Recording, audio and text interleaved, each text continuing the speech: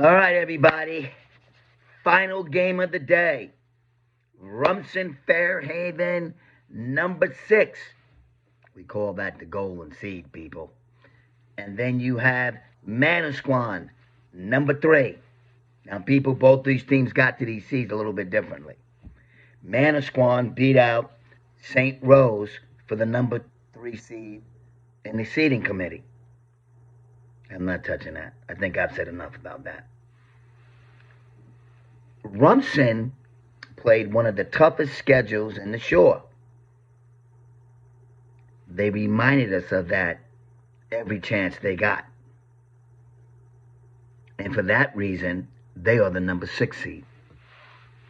And folks, this has all the makings of a great game.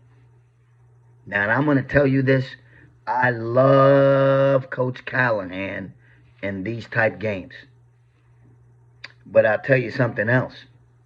Lisa has won a ton of these games.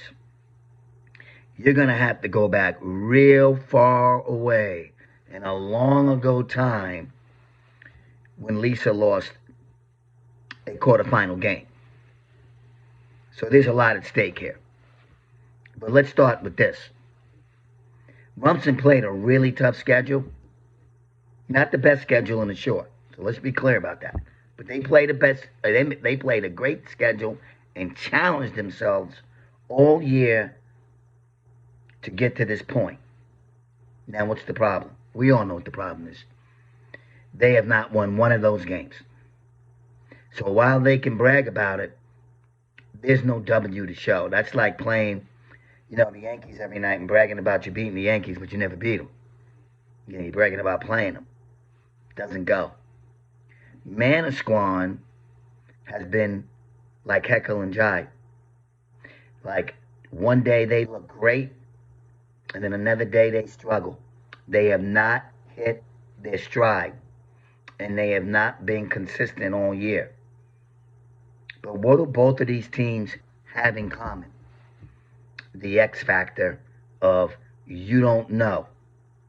Like, Julia Costantino gets going, and I don't care what anybody says. When she gets going, she could put Rumson on their back on Sunday. But then again, you want to know who else who could get going? The best player in the game, Hope Sonis. If she gets going, there are no answers. Because, ready? Rumson does not have a matchup for Hope Sonis. But you want to know what else? They don't have a matchup for Carly Lipinski and Katie Collins when they get the high-low stuff going. And then when the team starts playing inside out, boy, Manasquan becomes a real handful. But what do we know about Rumson?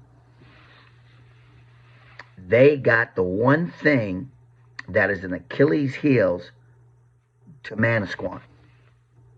Folks, Rumson's not stopping playing till that whistle blows. And if you watch Manasquan play this year, they have not closed out games smoothly. Now, they've hammered some teams, and they've won some big games. But they have not closed games the traditional way. Rumson's going to make them play to the whistle, and that's a fact. Now, I will tell you this. Rachel Gardetti, right now, hey, man, you say what you want. College coaches, you better be listening. Dave Callahan has turned this kid loose. And at some point, we're going to have to start giving Dave Callahan credit. Because he's starting to become the guard whisperer. A guard comes in there, and all of a sudden, they take their game to a higher level than we ever expected. And you can go back to Julia Costantino. You can go back to Colucci. Amen. Everybody who plays that position, who works hard, has shined in his system. She's a problem right now. But you want to know who else is a problem? Little Sleevy Natone. And for some reason, she's been up and down this year. She hasn't hit a stride. But I'm telling you, and I've been saying it all year, she scares me in big games. Because I just think she has nerves of steel. And if she has to make a big shot, I'm telling you, she's making a big shot.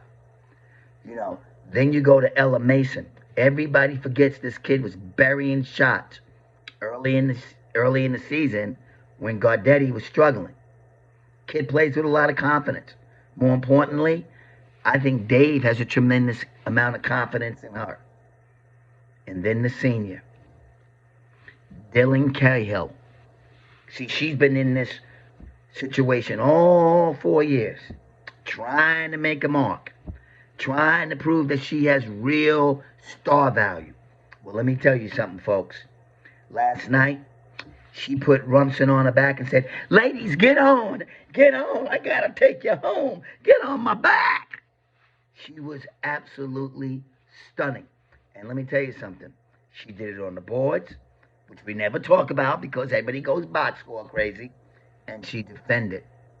She was nothing short of sensational. Erin Reed's going to have to give them some real minutes, folks.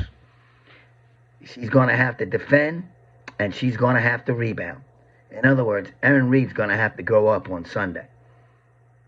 Now, you talk about McKenna Carson.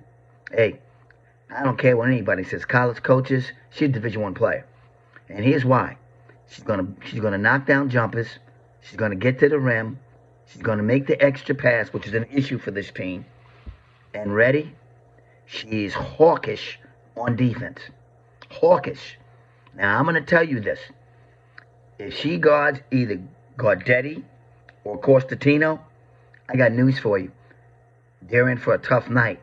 Because not only is she physical and long, she takes tremendous pride in her defense. See, this has all the makings of a great game. It's going to come down to shot making. There's no question. But you know what else is going to come down to? And people pay attention. If Rumson gets off to a good start, and they're not fighting an uphill battle all night, this is going to be a war, people. And I'm talking about a real war. Because all year in these big games, Rumson's been forced to come back from behind. See, I think you learned something from that. So when Dave says, we play a tough schedule, I mean, after a while, even I go, yeah, we heard that. But it prepares you. How do you think they got past the other night? Because for all practical purposes, they had their D game. But they were used to grinding and fighting and playing to the whistle. See, a tough schedule does that for you. That's why they got the number 6 seed, folks. Because everybody saw that grind. They're going to need that on Sunday. Now, Manasquan, we've been saying it all year. They better play together. They better get out and run. Because what's Rumson's biggest weakness? Transition defense. And you got to run. And you got to make what? Layups. Well, what's Manasquan's biggest problem all year offensively? 2 things. Passing and making layups. Yeah, they got all that D1 talent, but they missed a lot of layups this year. They got to be on point on their layups in transition.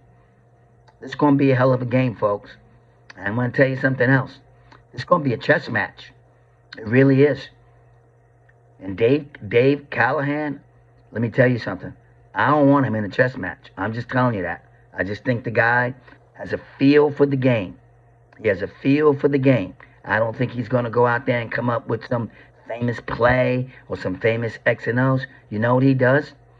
He gives his kids confidence, and he really understands matchups. He just does. It's going to be a hell of a game. You know what? Lisa Kokota's walking around with chips, folks. And I ain't talking about the little chips.